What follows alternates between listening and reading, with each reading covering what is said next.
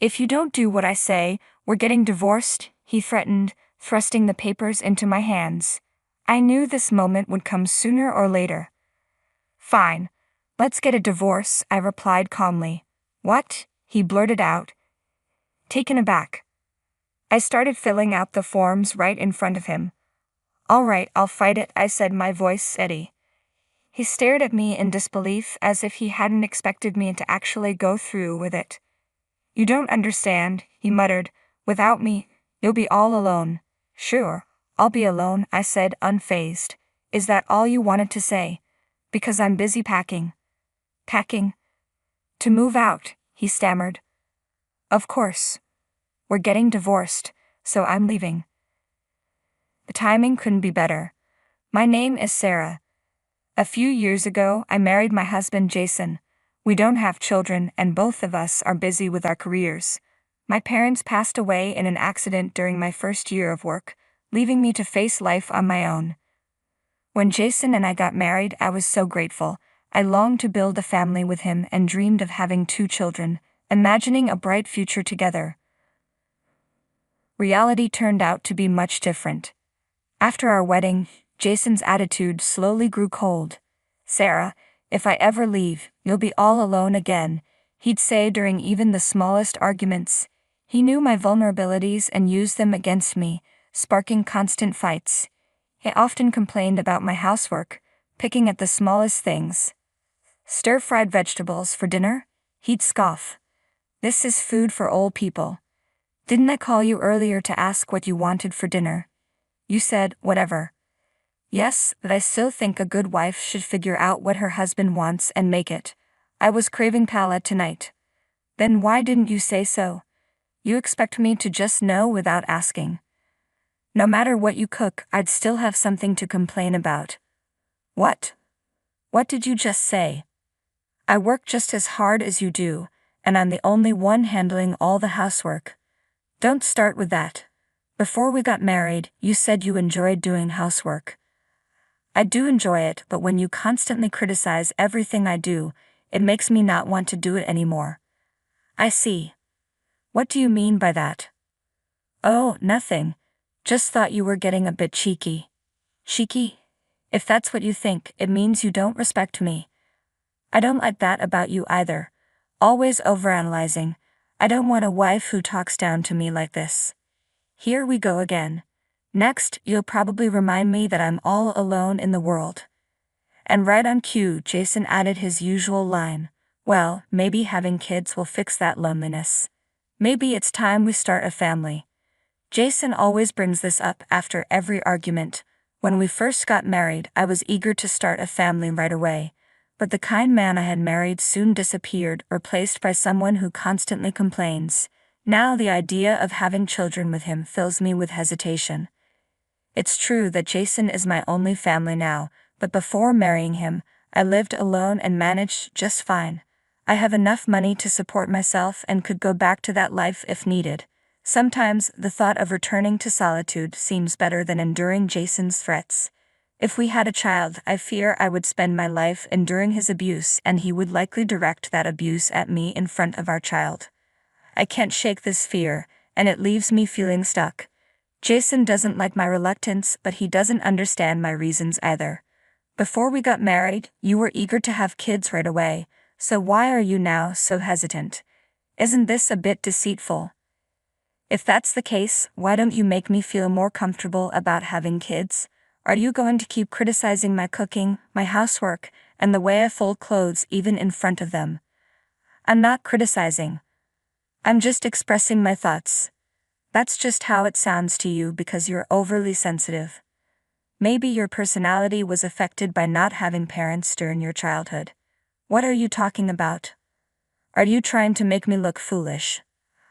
I'm not making a fool out of you, Jason said with a dismissive grin. The look on Jason's face was clear proof that he was making a fool out of me, and to make matters worse, there was my mother-in-law. Any grandchildren yet? She would ask every time I visited her house. That's right. You should ask her about it too. She's not contributing at all, Jason would say. Sarah, what's going on? My mother-in-law's gaze was piercing. I was at a loss for words. Well, there are issues, my mother-in-law said. Jason, you need to discuss this with Sarah. I do talk to her all the time, but this woman. Don't call her this woman. Just make sure you and Sarah work things out, all right? All right, I understand. Jason replied. My mother-in-law is a quiet person. Since her husband passed away, she has been living alone. She means well, but her constant question, any grandchildren yet, weighs heavily on me. I can see how much she's looking forward to becoming a grandmother, so I can't bring myself to tell her that I'm unsure about staying married to her son because of his personality. I had no choice but to keep my concerns to myself. Then my mother-in-law had an accident. I received a call from Jason and left work early to rush to the hospital. I arrived before he did. I'm sorry for the trouble. How is mother? I'm okay, just a broken leg, she said with a weak smile. Oh my God, you don't need to cry like that, she reassured me, though I couldn't hold back my tears. I'm sorry. I was terrified I might lose you too. I was so worried on the way here. Oh well, I guess Jason didn't tell you. I'm sorry for making you worry and for reminding you of what happened to your parents. This was the first time my mother-in-law and I had a deep conversation. You should head home now, she said gently. But I want to wait for Jason. I'll go home with him, I replied. She sighed. He's not coming, so you might as well go home.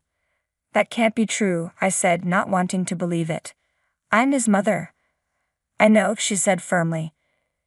It was disheartening, and unfortunately, she was right. Jason didn't show up even after visiting hours were over. When I returned home, he was lounging on the couch, watching TV. What are you doing? I asked, puzzled. What do you mean? Jason replied, feigning ignorance. You called me to say your mother had an accident today, so why didn't you come to the hospital? Oh, I figured you'd handle it. One person's enough, right? She's still alive, so it's not a huge deal. She's your only mother, I pointed out. Shut up. Just make me something to eat. I'm starving. You haven't eaten. Of course not. Why should I spend my own money when you're cooking? I'm not cooking. I'm going to bed, I said firmly. Don't you dare talk to me like that. If you make me angry, I'll divorce you, you know, Jason threatened. Then go ahead and do it. I was hungry, but Jason's words and actions had irritated me so much that I decided not to cook for him. I stayed in the bathroom, determined not to give in. The next morning he was already gone. From that day on, he never came back, presumably staying at his parents' house. I left him there. After work that day, I hurried to the hospital to see my mother-in-law. I chose not to mention Jason. I didn't want to add to her worries. I made it a point to visit her every day while she was in the hospital. Thank you so much, Sarah. I know you and Jason aren't getting along, but I really appreciate you being there for me. I'm sorry. You don't need to apologize, I replied softly. I can guess what's been happening. Understand you didn't want to have children, and he must have caused you a lot of distress. I didn't know how to respond to my mother-in-law's insight, so I remained silent. A woman's intuition can be very accurate. He's the one who made you worry about having kids, so it's all right now. I was looking forward to having a grandchild too, and I probably pressured you more than I should have. I'm truly sorry. I'm sorry I couldn't meet your expectations either. As we were talking, the doctor informed us that the treatment would take longer than expected, but she would be discharged soon. Since she lives alone, she'll need assistance until her leg heals. I'm in a position to help, so I arranged to work remotely on a limited basis with my company's approval. When I told my mother-in-law about it, she felt bad that I had to go through this, but I reassured her that it was fine. On the day of her discharge, I picked her up from the hospital and brought her back to her house. The atmosphere was tense, especially with Jason there. He should still be at work at this hour. I was supposed to meet him in the evening. But even though he approached, it felt uncomfortable. My mother-in-law was watching me intently. Actually, Jason and I had a bit of a fight, and he left the house, so today will be the first time we're seeing each other in a while. My mother-in-law looked uneasy. See each other where? This is the only place I can think he might have gone. Her expression grew stern. I understand now. I'm sorry, I said. Why are you apologizing? Jason is your beloved son. I know it must be uncomfortable for you to hear that I've had conflicts with him. No, not at all. He's the type who never bothers to visit me. What? He never came to visit you? No, never. I was shocked. My mother-in-law had been in the hospital for 2 weeks, and he hadn't visited her even once. What, Anne? Well, he's not the sweet boy you might think he is. What do you mean? Sarah, calm down and listen. He doesn't have a key to this place, so he's not here. That means it's fine. I have an idea. Let's discuss what we can do together. Then my mother-in-law surprised me with an unexpected offer. A week later, I found myself back in the house. As I was packing my bags, I heard the front door open. Oh, perfect timing. I wanted to talk to you. I'm busy. How's Mom doing? Why don't you go see her yourself? Ha! You're the one taking care of her, so I don't need to go. Besides, you're supposed to be looking after Mom. If you don't do what I say, we're getting a divorce. He handed me the divorce papers. Had been expecting this sooner or later. All right, then let's get a divorce, I said, filling out the divorce papers right in front of him. Fine, I'll fight for myself, Jason replied, looking taken aback. You don't understand, do you? Without me, they'll be all alone. Yeah, all alone. Is that all you have to say? If so, that's enough. I'm busy preparing to move out. Where are you moving to? What? Isn't it obvious? I'm divorcing you and moving out. The timing is just right. And who will take care of Mom? Don't worry. I'll make sure your mother is taken care of. You're an idiot, you know that. If you stood up for my mom, you'd get your inheritance. When she dies, I'll be the one to inherit everything as her only son. You're not my son anymore. Earned in surprise as my mother-in-law appeared in the doorway. Oh, what are you doing here, Mother? You need nursing care, don't you? I came to help Sarah move out, you idiot. I can manage on my own with these crutches. My real child is Sarah. I don't need someone who's just after my inheritance while I'm still alive. You won't get a thing. I'm divorcing her. That means she won't be entitled to any inheritance. I'm in the process of adopting a child. What? I'm also in the process of making sure you're disqualified from inheriting anything. You won't get a penny of my money. Oh, that's why I wanted kids. I thought if I had children, they'd be entitled to the inheritance. That's why I pushed for having kids as soon as possible. You're hopeless. You're more of an idiot than anyone could imagine. If you have a child, I'll make sure that child is disqualified from inheriting as well. You old. Jason tried to grab my mother-in-law, but I quickly intervened, pushing him aside and taking her by the hand as we left the house. Hey, are you his wife? A strange woman stood in front of our house. Oh, it's you. You're the one he's been having an affair with. What? Well, for now. Did you sign the divorce papers? Please get out of this house as soon as possible. I see. So Jason had dragged this woman into his scheme. I was taken aback by her sudden appearance, but felt no sympathy for Jason's affair.